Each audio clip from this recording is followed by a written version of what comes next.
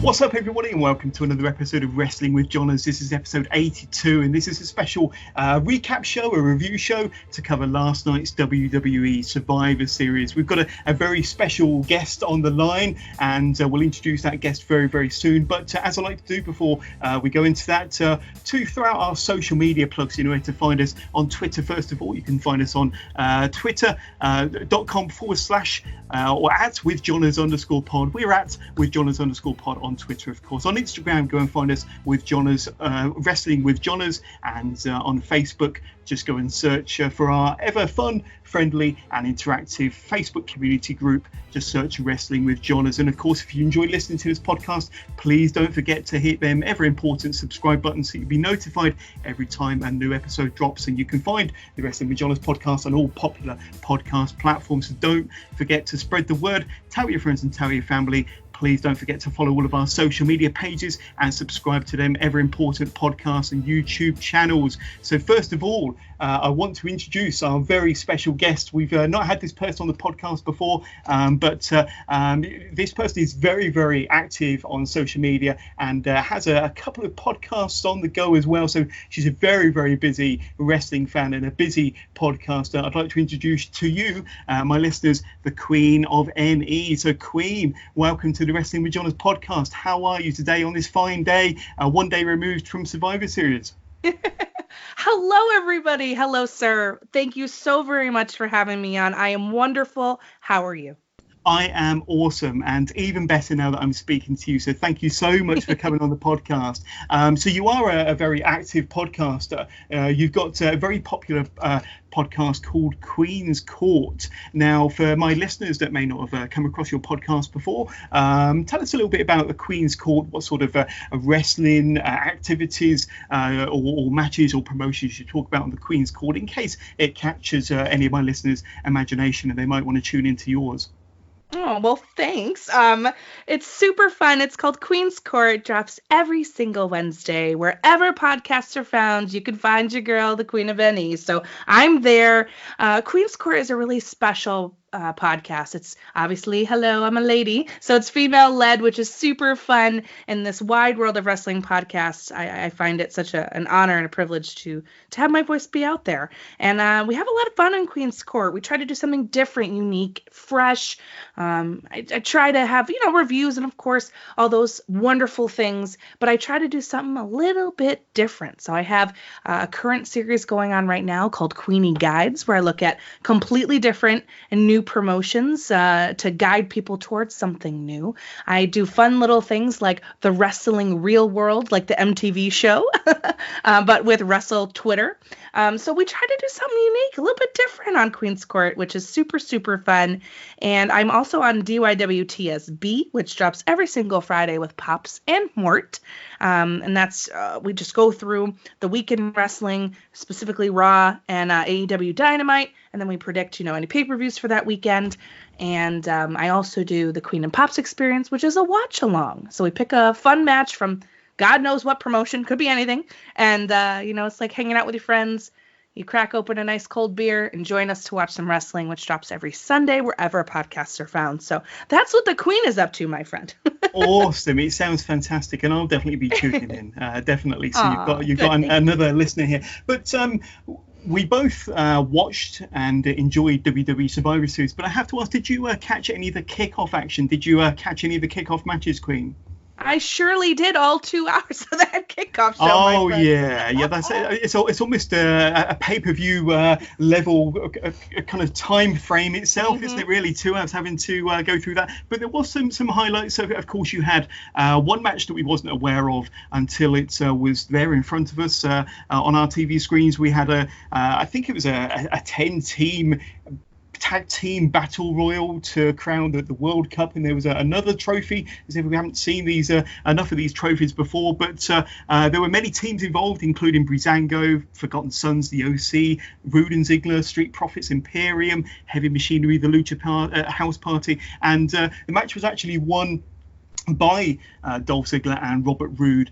They were able to eliminate Montez Ford from the Street Profits over the top rope for the win for their team to then become the Tag Team World Cup winners, or whatever that meant. But there's a lot of these kind of weird one-off, off-the-cuff tournaments and trophies being handed around. But then we had quite an entertaining triple threat match for the Cruiserweight Championship, and Lio Rush defended his championship against Akira Tozawa and Kalisto, with Lio Rush successfully managing to defend his championship, defend his belt after pinning Akira Tozawa from his almighty, his huge frog splash that he's able to deliver. And then we had a match that was originally on the main card, and we only found out during the kickoff show that it was bumped to the kickoff, and it was a match that both you and I were looking forward to, and it was the triple threat tag team match. The first of the brand supremacy matches, and that's easy for me to say, pitting the Viking Raiders, current Raw Tag Team Champions, the New Day SmackDown Tag Team Champions, and Undisputed Era Bobby Fish and Kyle O'Reilly, of course, NXT Tag Team Champions. So you must have been a little bit disappointed, maybe, as I was, and probably a lot of fans out there, to find this match on the kickoff show, Queenie. But what did you think of this match overall? It was an entertaining match that the Viking Raiders managed to win, and they pinned Kyle O'Reilly from the Undisputed Era with their Viking experience tag team combination. So a hell of a match, probably deserved to be on the main card, in my opinion. Oh, I completely agree. I was very disappointed to see it on the kickoff show.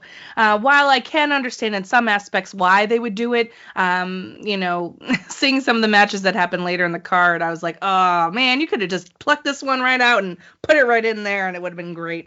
But I just love tag team wrestling, and this is so much fun, energetic, fast-paced.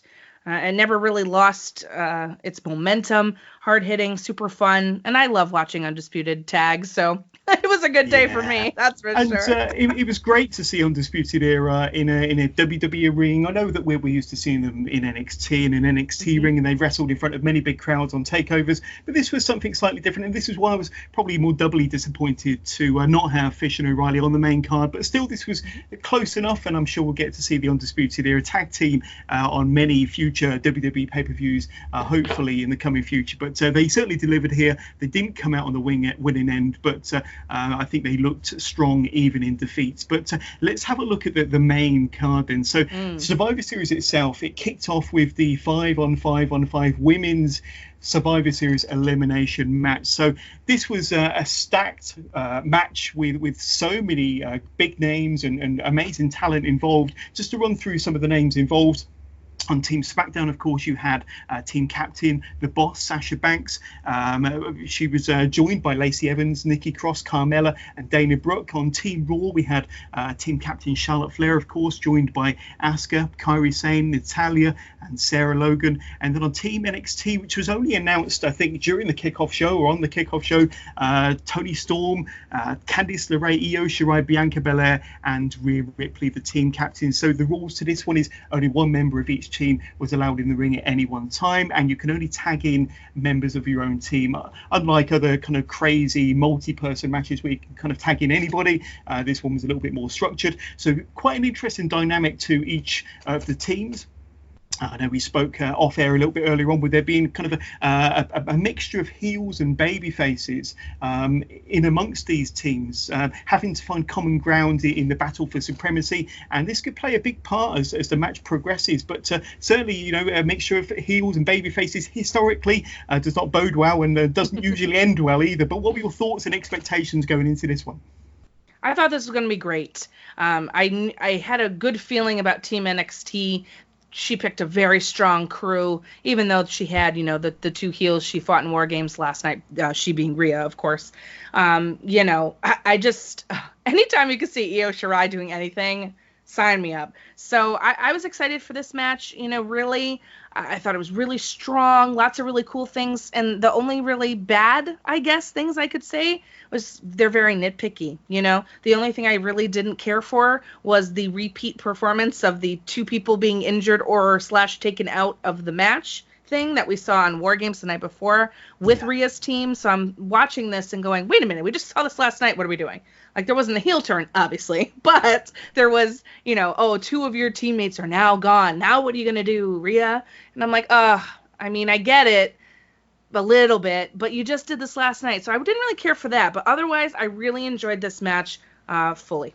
Yeah, so you set it up nicely there, Queen. And as you just alluded to, we had Io Shirai and Candice LeRae. They get carried to the back or helped to the back after apparently suffering an injury, which meant that they could no longer continue in this match. And then we had Nikki Cross. She was the first to be eliminated by Bianca Belair. Sarah Logan is the next to be eliminated, followed by Carmella, who's eliminated via a natural selection from another Queen, a Queen, Charlotte Flair, of course. Kairi Sane is eliminated next from a Meteor from Sasha. Asuka eliminates Dana Brooke from a big kick. And then we get some infighting, as we alluded to earlier, but between team members Charlotte and Asuka, and we all know that these two have a lot of history. And Asuka sprays green mist into the face of Charlotte Flair, allowing Lacey Evans to hit Charlotte with her women's right to get the pinfall on the Queen there. Asuka walks to the back, appearing to abandon her team in this match, so she essentially eliminates herself, you could say. Lacey Evans is next to be eliminated, leaving just Sasha on Team SmackDown and Natalya on Team Raw, who both combine nicely to eliminate Toni Storm, with Belair next to be eliminated at the hands of Sasha Banks. Ripley nearly had the match won for her team with a running dropkick. Sasha tries to put Ripley out with a triangle and then a sleeper hold. Sasha strikes with the double knees in the corner and a Meteora from the turnbuckles for a very close near fall. Ripley then applies her inverted cloverleaf on Sasha, but Sasha manages to escape to apply her bank statement. And then we see the two that feigned their injuries, or what maybe wasn't as injured as we once feared, but Candice LeRae and Io Shirai, they came racing out to the ring to make the save. And I guess I didn't need to be so concerned for them after all then, Queen. Then after further distraction from Io and Candice, including a springboard dropkick from Io whilst the referee's back was turned, Ripley dropped Banks with a riptide, hook in the leg, and winning the match for her team, for Team NXT. So back-to-back wins, back-to-back fantastic nights for Rhea Ripley as part of a disadvantaged team. As you said, it's kind of history repeating night on night, but still managing to pull off the win for her team. And this has been a hell of a week, you could say a hell of a 3 days for Rhea Ripley, getting a pinfall victory over Charlotte Flair on Friday, and the win in the War Games match for her team on Saturday, and now the pinfall win to get the win for Team NXT for brand supremacy on Survivor Series. So a great 3 days for Rhea Ripley and a fantastic win for NXT. Absolutely right, and congrats to her. What a couple of days and a full week, really, for Rhea. It's been awesome to see that, and put a rocket on her, man. She's money all day. Oh yeah, I think they've recognised that straight away, and these last 3 days have kind of shown that that Ripley has their full support. So be interesting to see how far she goes. I reckon she'll be challenging for some of the big titles fairly soon. But then we have a triple threat match, and this is none of the titles were on the line in any of these matches, or certainly not in this one anyway. But we had current Intercontinental Champion Shinsuke Nakamura versus current United States Champion AJ Styles versus NXT North American Champion Roderick Strong. So this was a really fun, fast-paced, hard-hitting match, as you would expect.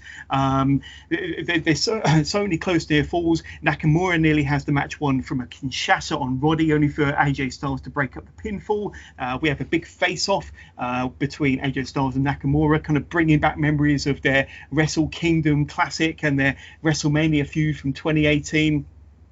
This was a brilliant match, and the ending didn't disappoint either. With AJ, he dropped Nakamura with a phenomenal forearm, only for Strong to come in and bundle AJ Styles out of the ring to cover Nakamura for the 1-2-3. And I have to say, this was a takeover quality match on a WWE pay-per-view. More importantly, all three wrestlers were awesome in this match, and a really great and somewhat surprising victory for Roddy Strong. I don't think many people really had him penciled as the victor in this one. I think a lot of people saw AJ Styles as the possible favourite, but a great win for Roddy Strong, and a very popular win as well. And he manages to put Team NXT ahead 3-1 versus Raw and SmackDown. So an excellent match, and so far probably the best match of the night. Oh, I totally agree. This is a super fun fast-paced. It never really stopped at all. No, it didn't. It did not. It did not, and I was so pleased to see well, first of all, I love AJ Styles, and he's just, well, he's phenomenal, not to use his own words, but he is, and excellent stuff, and I was pleased to see Nakamura coming out with a really strong match. It's been a while for him, the booking, that's another whole podcast, another whole story, but getting to see him shine like this is excellent. I'm not a huge fan of Sami Zayn, but I really liked that he used just enough of him in this match. Roddy Strong, man, for me, I was so excited to see him completely show out here and just give a real taste as to what he can offer on NXT, of course, and in bigger pastures, So it's really awesome. I love New Japan.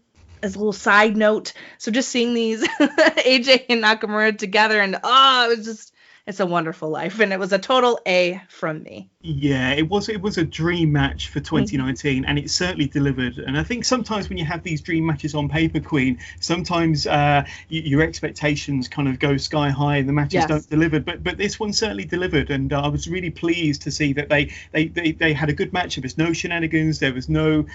Sami Zayn kind of did his little thing, of course, but it didn't interfere in the match quality at all. But yeah, I enjoyed the hell out of this one. But another match I enjoyed the hell out of, Queen, and that's our next match, which was Pete Dunne versus Adam Cole, baby. Oh my God. For the NXT Championship. So, I mean, as if Adam Cole didn't go through enough the night before and being dropped off the cage by Tommaso Ciampa in the air raid, crashed through the tables, and hellacious. But Adam Cole's had a fantastic November. I mean, he's featured in a main event beating Daniel Bryan on SmackDown. He's been in a Raw main event against Seth Rollins. He had a fantastic ladder match against Dijakovic last week to give his War Games team the advantage on Saturday. His team didn't win on Saturday, but he had a tremendous match. And I think even ahead of this match with Pete Dunne, he's possibly in the frame for being possibly Wrestler of the Year for 2019. A lot of people are saying Will Ospreay, but maybe Adam Cole could be in that conversation as well. What about you? Oh, listen. First, can we just say, all right, that we just had this triple threat, literally no chance to catch your breath, and now we have Adam Cole versus Pete Dunne. Money.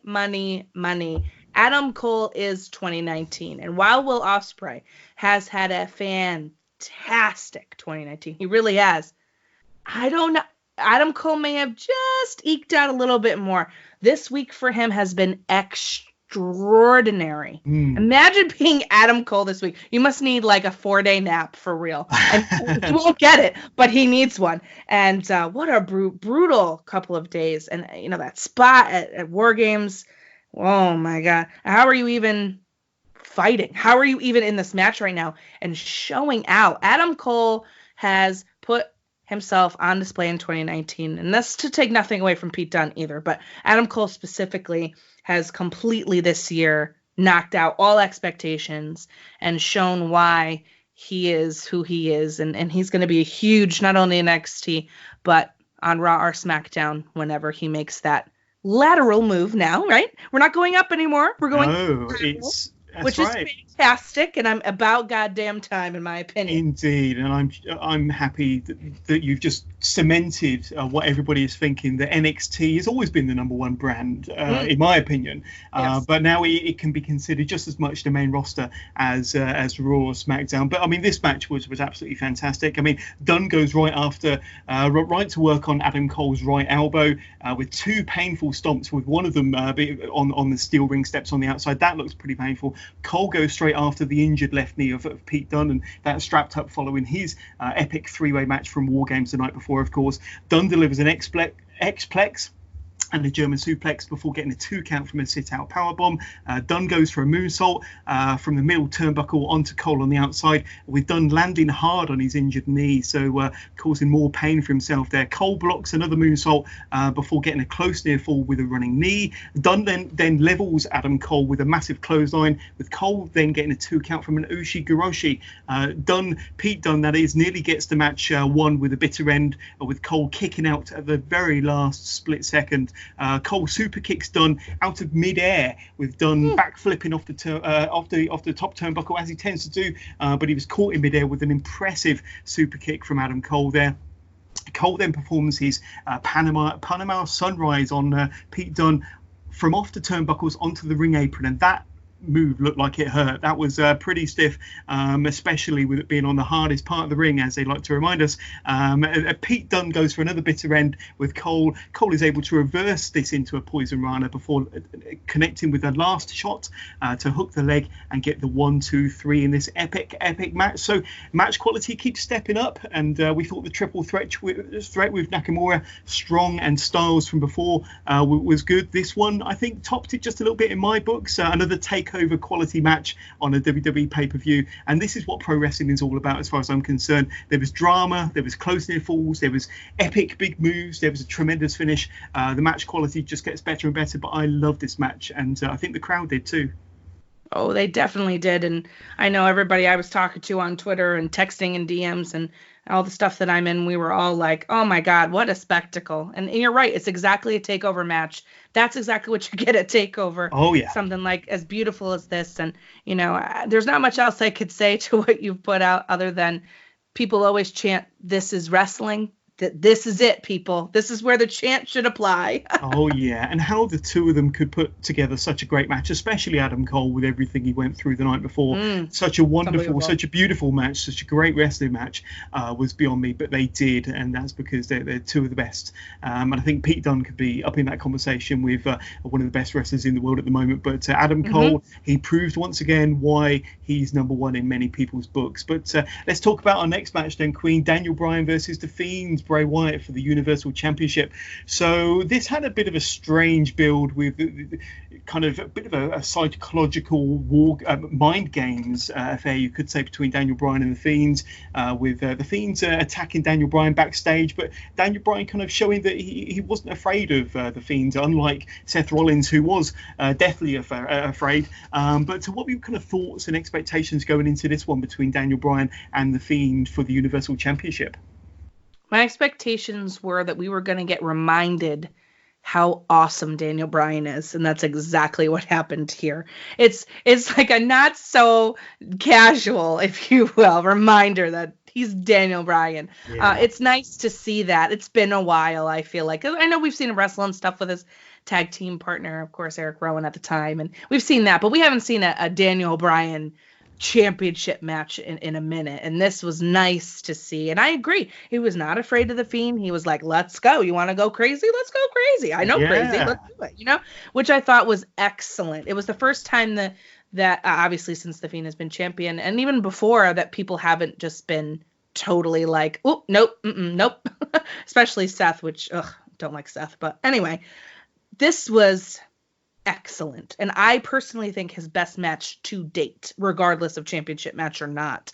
It just was an excellent back and forth. There were some great moves in there, which I'm sure you'll grace us with, reminding us all. But it was nice to see a challenger game to take on The Fiend.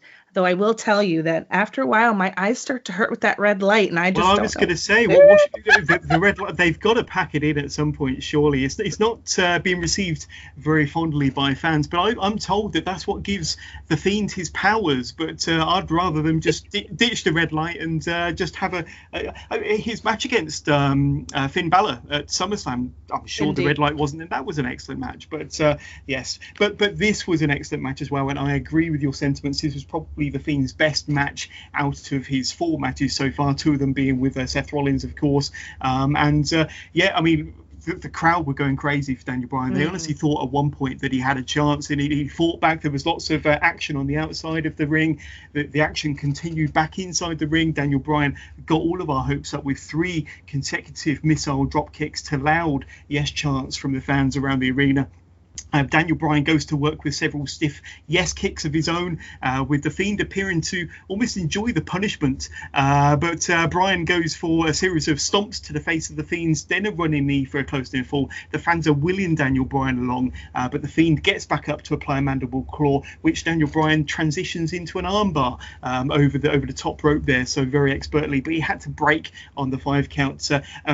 Daniel Bryan reverses his sister Abigail into a roll-up, but The Fiend applies the mandible claw one more time whilst pinning Daniel Bryan's shoulders to the mat and gets the 1, 2, 3 to retain his Universal Championship. So another really fun match. It didn't go that long. It was probably just the right pace, just the right amount of time as well, just the right amount of action. and it got all of our hopes up at one or two stages during the match. We honestly thought that Daniel Bryan might overcome and could potentially win the match, but at the end of the day, the leader of the Firefly Funhouse, Bray Wyatt, the Fiend, he hangs on to that title one more time, and it was a good match. I think that even Daniel Bryan in defeat didn't look weak in doing so, and enjoyed this one. And like you say, the best match of the Fiend so far. But did you enjoy this one?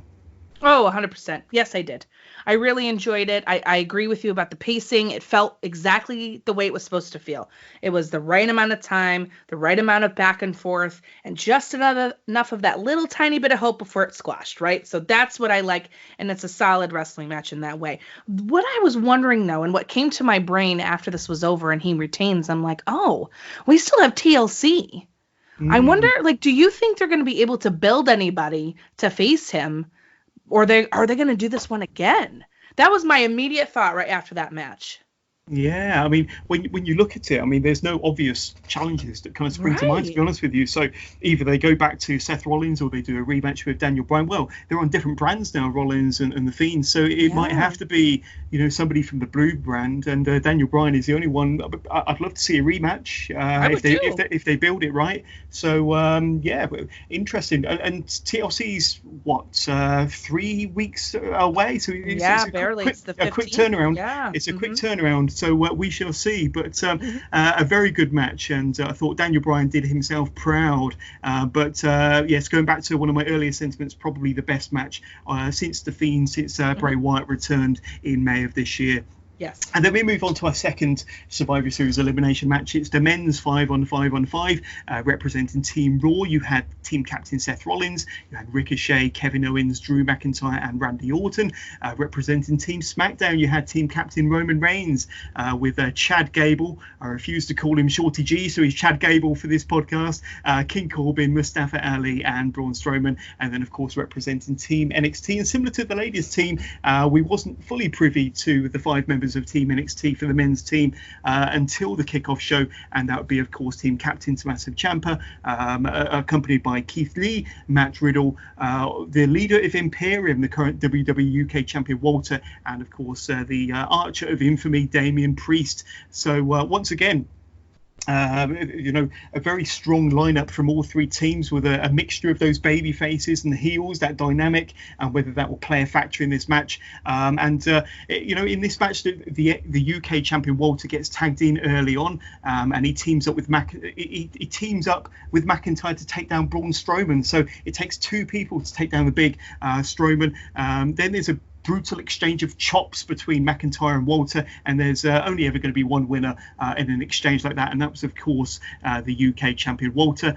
Walter then drop kicks Strowman off of his feet into the corner before the UK champion is pinned following a Claymore kick from McIntyre to be the first eliminated. So going back to you, Queen, I mean, Walter being the first man pinned, he's not been pinned at all. He's not been defeated or had his shoulders pinned to the mat for the 1, 2, 3 since he's joined WWE. In fact, he's one of these characters that even on the indie scene, he's very rarely defeated. But to be the first person defeated or to be pinned in this elimination match at Survivor Series, I know the fans booed the hell out of it, and I was shocked as well. But did you have any thoughts on this particular moment? Yes, I do. I have several thoughts, actually. The first thing is this was completely illogical. This makes no sense. This is your champion in NXT UK who has been unbeaten this entire year. Yeah. Why in the world would you have him be beaten and be eliminated by Drew McIntyre of all people? Why? He's got. It's not like he's the champion, right? It's not like he's the top guy. It's not like it's Roman Reigns, where I could kind of see where they would do that, giving their what they'd like Roman to be back at the top, like Seth is. That I could forgive a little bit, like if it's closer to the end and he gets eliminated there. But I don't like him being pinned so early on, and especially by Drew McIntyre. And I don't mean to be down on Drew or anything. I just think the situation in general was a big mistake. I feel like any aura of dominance that he's been able to build with Imperium and built for himself among the WWE fan base, I think has been totally knocked out. It makes him look less credible. Unless Drew's going to go over to the UK and fight for the UK title, I don't understand this at all. And even then I wouldn't understand it. This was the one thing that really made me go, man, on a night where they've really done most everything correct with NXT, this was the big misstep, in my opinion. Yeah, and I'm wondering if it's going to lead to something in the future, whether we'll see a McIntyre-Walter match, possibly at TLC or maybe on a takeover, but it did, like you said, it didn't quite make sense, and it was a little bit of a head-scratching moment, to be honest with you, and I don't think the fans appreciated it in the arena. Nevertheless, the match continued. Kevin Owens gets tagged in, and he pins Shorty G. I said I was not going to say that name. Chad Gable, of course, the frog splash. No, he had his choice. Does he frog splash Tommaso Ciampa? And of course, they were on the same team the night before at War Games, or does he frog splash Chad Gable? He went for Chad Gable, and Gable was then eliminated. And then Kevin Owens delivers a running cannonball to Roman Reigns on the outside, and then a stunner to Ciampa on the outside. So he's definitely shown his allegiances towards Team Raw after all. Owens is soon eliminated himself from a Willow's Bell from Tommaso Ciampa, eliminating Owens from that. Damian Priest is next to be eliminated thanks to an RKO from Randy Orton. And then in another shock, Matt Riddle comes in to eliminate Randy Orton. But before Randy Orton exits, he does what the Viper does best, and drops Riddle with an RKO, setting up Baron Corbin to cover and steal the pin on Matt Riddle. So Matt Riddle didn't really have much of a moment to shine in this match, but he can celebrate the fact that he got a pin over Randy Orton, of course. Keith Lee, he stops Braun Strowman's runaway train run around the ring that he does with an almighty kind of pounce like Keith Lee does. And then Ricochet then goes on a tear, but he's soon eliminated thanks to an end of days from Corbin. There's huge hometown support from Mustafa Ali, of course, being a Chicago boy, and he really brings the fire with a tornado DDT to Rollins and a huge dive onto Ciampa on the outside. But Ali then gets into a bit of a verbal confrontation with teammate King Corbin. Ali is then eliminated thanks to a curb stomp from Seth Rollins. Ciampa kicks out of an inverted Alabama slam before McIntyre gets eliminated from a Roman Reigns spear. Roman Reigns then drops his own teammate with a Superman punch. So he punches King Corbin, and he gifts Tommaso Ciampa the pin there on King Corbin. This then leads to an alliance between Roman Reigns and Seth Rollins, of course. We mentioned how they were part of the Shield, of course. And before they can powerbomb Ciampa through one of the announce desks, Keith Lee comes and saves the day with a huge pounce, sending Roman Reigns flying. Ciampa almost pins Rollins with a Project Ciampa. Ciampa avoids a curb stomp, but after a Superman punch from Reigns, Rollins then hits the curb stomp for the pinfall. The final three on the match, then Queen, we're down to Seth Rollins, Roman Reigns and Keith Lee, with Lee fighting the former Shield members with a slingshot crossbody, which took both members of Raw and SmackDown out in one move. Lee then keeps the fight alive, kicking out of Seth Rollins' top rope splash before eliminating Rollins with a huge jackhammer body slam. Then we have our final two. Now the fans are really into this the final two. They're firmly behind Keith Lee, and just as Lee and it's just Lee and Roman Reigns now. Lee kicks out of a pin after two Superman punches, and there's another super close near fall that had the fans fooled. Keith Lee landed an almighty spirit bomb on Roman Reigns. Everybody thought that Keith Lee had the match won for Team NXT. However, the match finally comes to an end with a Roman Reigns spear, and this hellacious match comes to an end, and Keith Lee was put over massively in this match. I think that you'll agree with me, Queen, that Keith Lee was the star that got made during Survivor Series, and he looked amazing in this match. And I think we've got a megastar on our hands, and I think Vince McMahon is kind of drooling at the prospect of what he can do with a big guy like Keith Lee. But give us your overall thoughts on this really, really good Survivor Series elimination match, and Keith Lee, and what an outing he put in during this match. I would say the last 10 minutes of this match really stepped it up. Oh, yeah. Obviously, that had a lot to do with Keith Lee, and I completely echo your sentiments. He's wonderful. If they're smart, they'll book him against Roman Reigns again in the short term. I think that's big money and will continue to be. It's worth watching their exchange in this match, the last 10 minutes, just to see it, because it's really awesome and really well done. And I'm happy for Keith Lee in that respect. While I did will say enjoy the women's more than the men's. It ended much better than it started, so I will be happy for that. Yeah, and that spirit bomb that Keith Lee performed on Roman Reigns, and Roman Reigns, he bounced off the ring and sold it perfectly, and hell of a move, and that kind of had us sold. We thought that that Keith Lee had the win off that move, but Roman Reigns kind of fought back and performed the spear, got the win, but a hell of a match and a great performance from all involved, but especially Keith Lee. I think he was the kind of the person that really shone the most, especially from those that may not have been too familiar with Keith Lee before this match, but I think everybody knows a lot more about Keith Lee following Sunday's pay-per-view. But let's talk a little bit about our kind of our semi-final match, the match for the WWE Championship. Now, this was advertised as a no-holds-barred match between current WWE Champion Brock Lesnar against Rey Mysterio. So this had probably one of the better builds going into it, especially when you think back all them weeks ago on the very first SmackDown on Fox, of course, where Dominic got obliterated. I think it might have been the Raw before that, where Dominic, Rey Mysterio's son, got obliterated by Brock Lesnar, and there's been a kind of an unfolding story continuing since then, also including Cain Velasquez, who we didn't see on Sunday. I was fairly surprised not to see him at any point during this match. But what were your thoughts and expectations towards Brock Lesnar and Rey Mysterio? Was this one of the matches that caught your attention heading into it?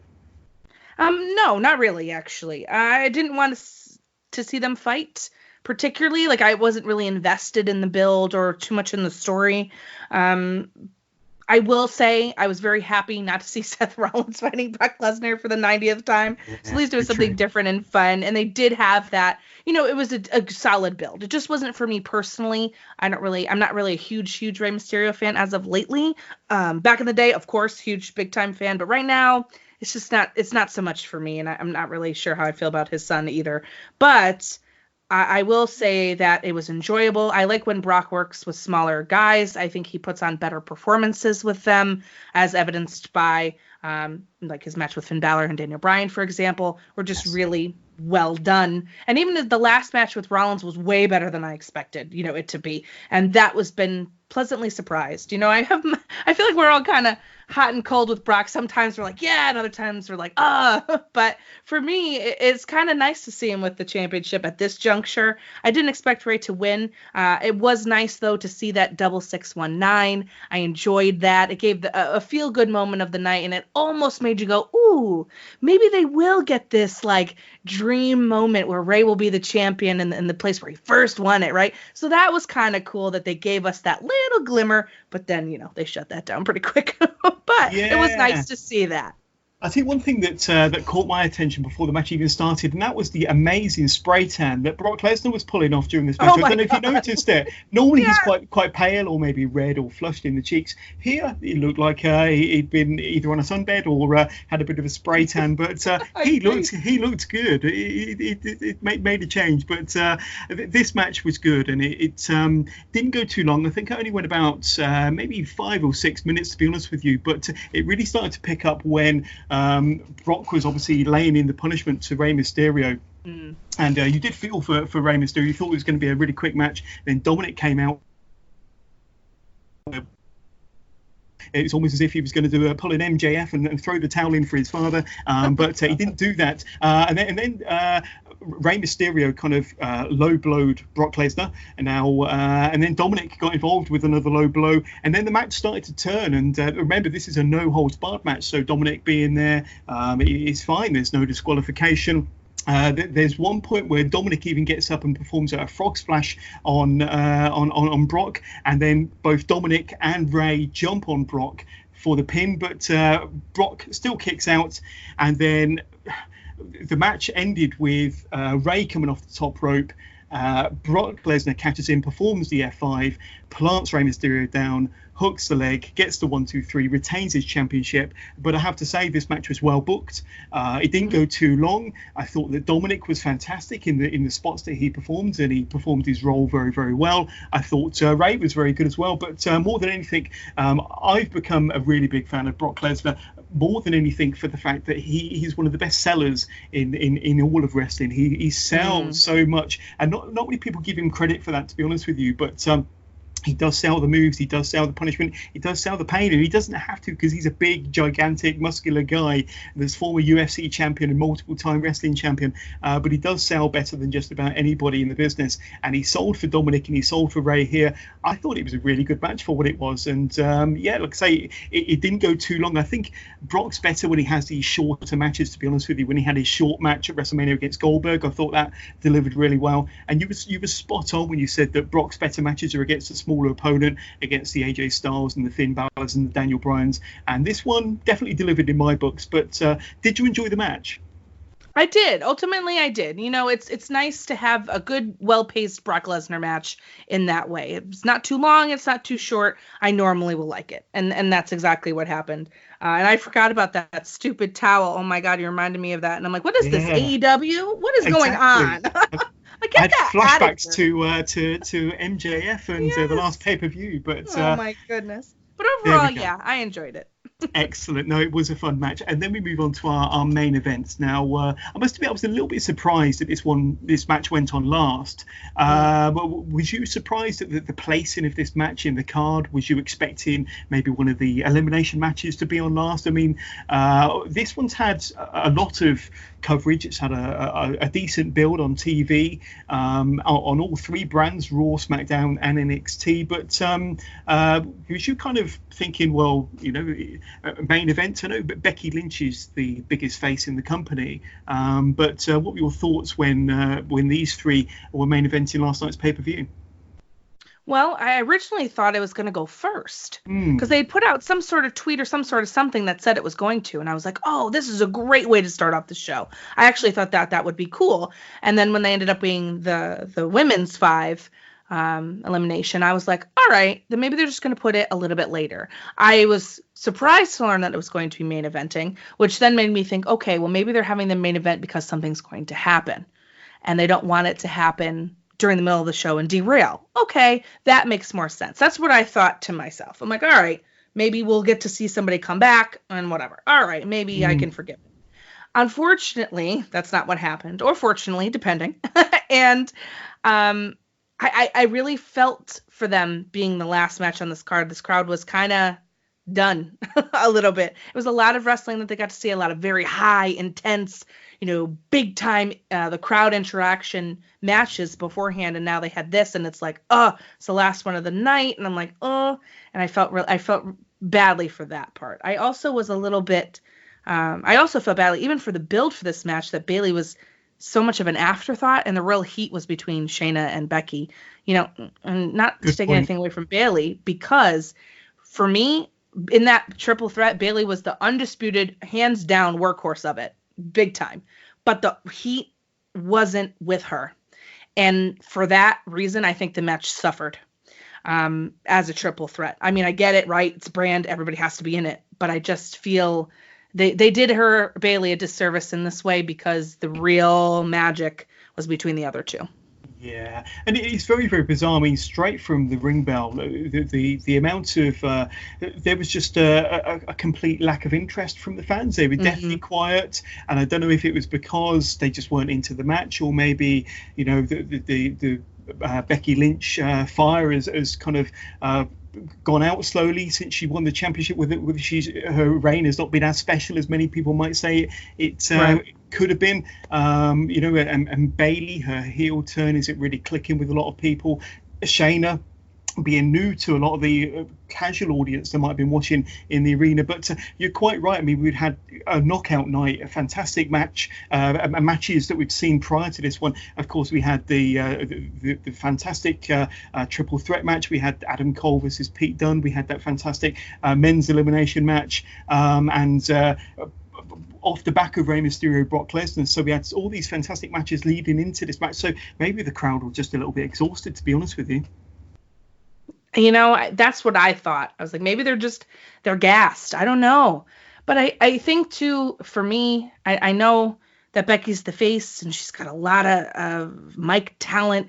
She's got that great, you know, this is the hottest the man has been really since Mania. I feel like it kind of dropped off a little bit, and people were kind of souring on her for a little while. And then she kind of got it kicked right back in gear with this Shayna feud thing. And I thought, there she is. She's been missing, right? And she's back a little stronger than before.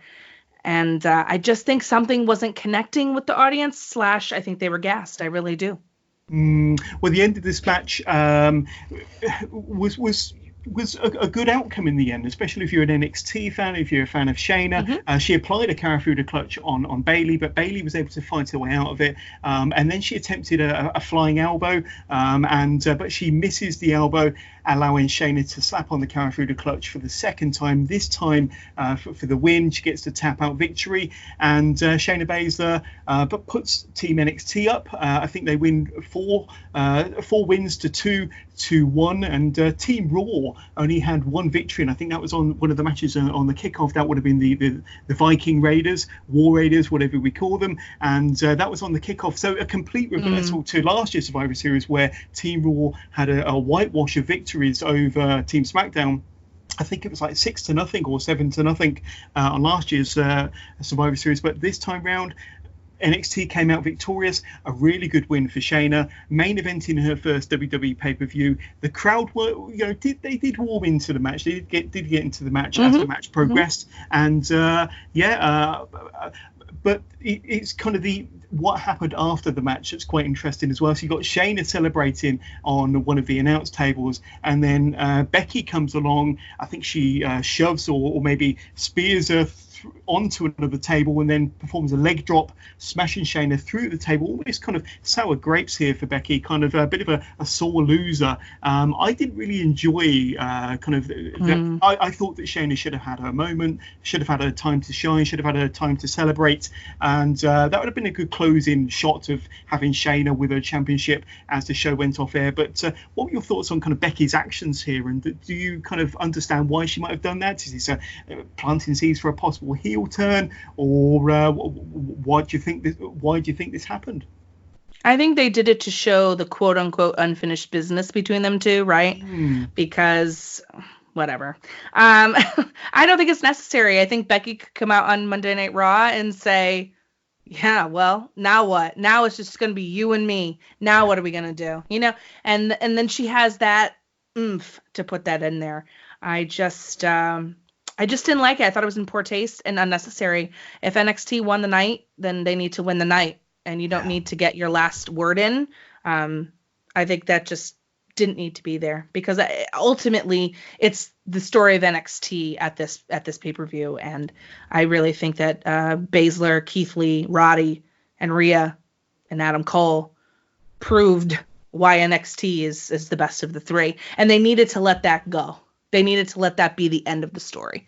But of course, they got to get that one little jab in, because Monday Night Raw is coming, and supposedly we'll get some things between them in the future. Well, I reckon so as well. But one person that we was expecting to possibly show up during this match, especially when we realised it was going on last, was a lot of us were kind of had our thoughts towards Ronda Rousey, and whether this would be the moment when she would reappear and come back to either reignite her feud with Becky Lynch, or possibly something with Shayna. Who knows? Like I say, WrestleMania season is only around the corner. We're hoping to see Ronda before then. But was you hoping or expected to see Ronda during this pay-per-view? I thought it was going to if it was going to happen, it would happen now. Or, Rumble time seems accurate for her to return. They're planting a lot of seeds of doubt with Ronda, and there's a lot of things going around the dirt sheets and because of Total Divas about her. Maybe she's done with WWE. Maybe she did her thing and that's it. She was saying that she was going to try to start her family. She was doing some movies. That's how she broke or severed her finger or whatever the heck she did to herself. And, so they're kind of giving us this, the planting of the, maybe she won't come back. Maybe she won't. Maybe she won't. And then you get something like this and you're like, oh, but what if she does, right? Because they're main eventing, and I can't imagine it going all the way, and it's almost 10:30, but they're not done yet. So, maybe something will happen in the last 5 minutes. And it just didn't happen. It just didn't. So I know a lot of people kind of are 50-50 on Ronda. Some people really enjoy her and other people would like her to stay away. So Well, for the people who didn't like her, they were very happy last night, I think. I'm sure. But I think my overall thoughts on Survivor Series, it was a tremendous pay-per-view. I personally think it was possibly the best pay-per-view of the year. We've had some good ones. I thought Royal Rumble was good. But I think thanks to the inclusion of NXT and some of the wonderful wrestlers in action that we saw in many of the brand supremacy matches, you could say, I thought that this definitely delivered as far as I'm concerned.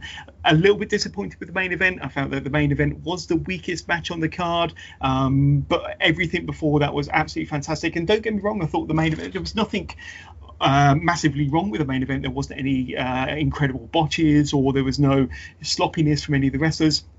I think the fans were a bit bored by the match, or maybe a little bit burnt out from all the fantastic action previous to the main event. And maybe, as we alluded to, maybe Becky is not quite as hot as she once was, maybe going back 12 months ago. But really pleased for Shayna. But overall, I thought that the pay-per-view was a massive success, and you had Pete Dunne versus Adam Cole, match of the night for me. What would you say was your match of the night then, Queen? Well, we agree. That was my match of the night as well.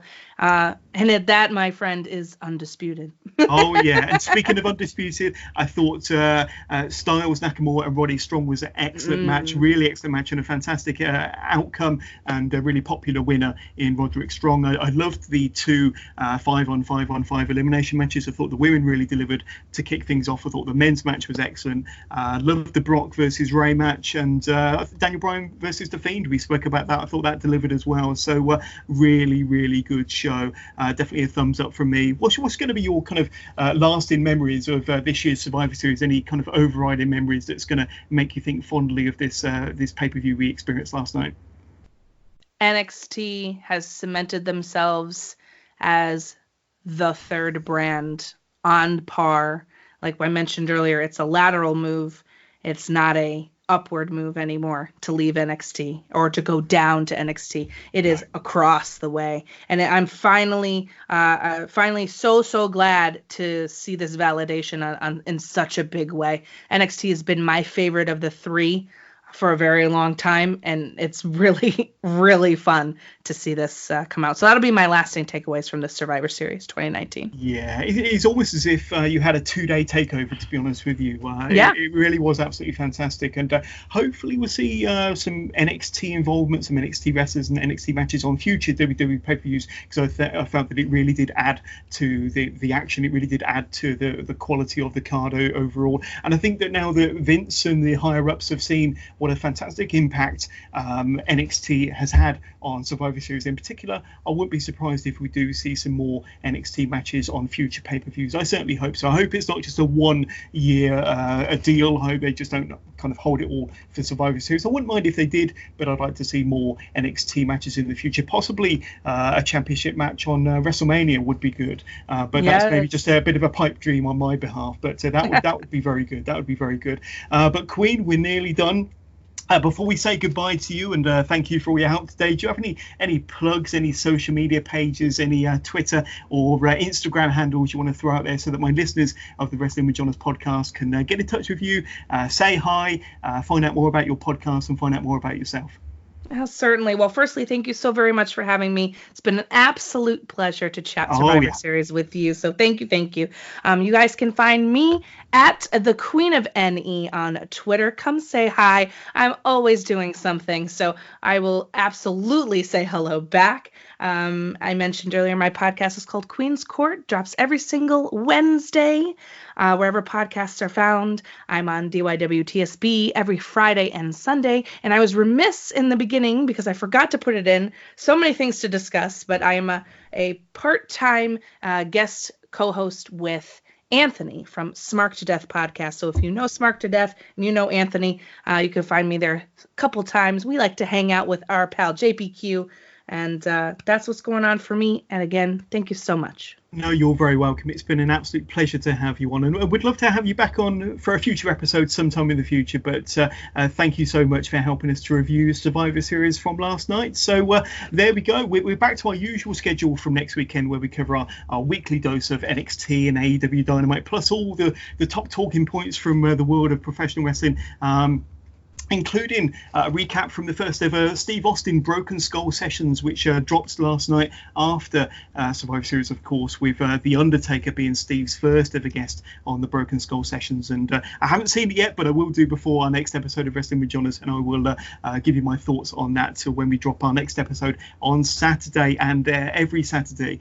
In the meantime, please keep it tuned to the Wrestling with Johners podcast for all of your weekly NXT and AEW updates, including WWE and AEW pay-per-view reviews and special wrestler interviews. And we've got quite a few interviews that you can catch out there, including our interview with Gary Michael Capetta, former WCW ring announcer, Jimmy Corderas, former WWE referee, of course, and so many more. But if you've enjoyed listening to this podcast, please don't forget to spread the word, tell your friends and tell your family, and don't forget to subscribe to the Wrestling with Johners podcast. And you'll be notified every time a new episode drops. But in the meantime, thank you very much for listening. From myself and from the Queen, have yourself a good evening, have yourself a great week, and we'll catch up with all of you again very soon.